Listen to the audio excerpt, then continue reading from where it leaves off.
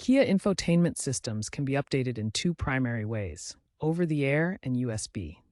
OTA updates are wireless, using your car's Wi Fi or cellular connection to download and install updates automatically.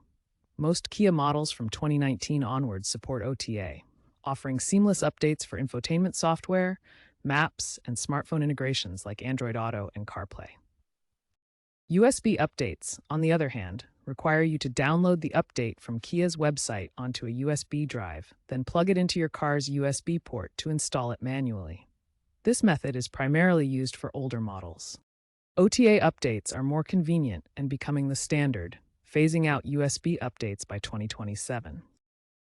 Kia uses Here Maps for navigation, providing frequent map updates, often quarterly via over-the-air updates. These updates include real-time traffic data, EV charging station information, and improved routing, especially for electric vehicles. For Android Auto and CarPlay, wireless connectivity is now standard on most Kia models.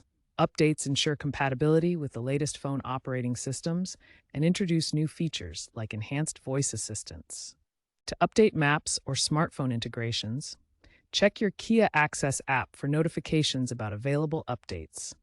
Ensure your vehicle has a stable internet connection for over-the-air updates, or follow the on-screen prompts when using a USB drive. Regular updates enhance system performance, add new features, and improve overall user experience, like better EV range planning.